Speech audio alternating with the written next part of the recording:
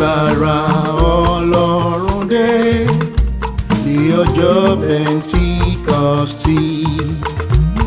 Àìfojúsọ́nà parí torí wọ́n rí ẹ̀mí gbà.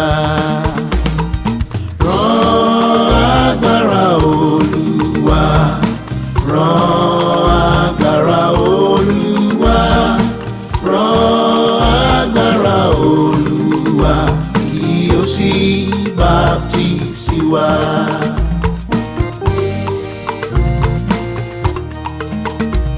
Ẹ̀làhàn iná balẹ̀ wọ́n sì wàásù ọ̀rọ̀ náà. Ọ̀pọ̀lọpọ̀ ènìyàn gbàgbọ́, wọ́n yí padà sọ́lọ́run. Rán agbára Olúwa, rán agbára Olúwa, rán agbára Olúwa kí ó sì baptisi wa.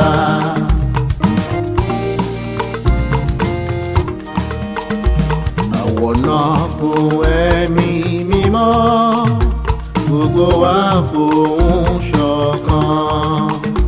Mo lè rí iná ṣẹ́ Olúwa tí a ṣe nínú ọ̀rọ̀ rẹ̀.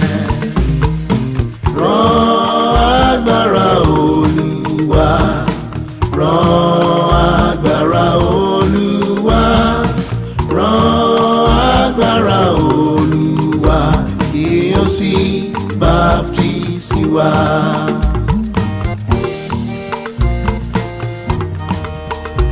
Yóò fi agbára rẹ̀ kún wa, fún wa ní ìbùkún tá ń fẹ́. Fi ògo rẹ̀ kún ọkàn wa, bá ti fi gbàgbọ́ bẹ̀bẹ̀. Rán agbára Olúwa, rán agbára Olúwa, rán agbára Olúwa kí ó sì baptisi wa.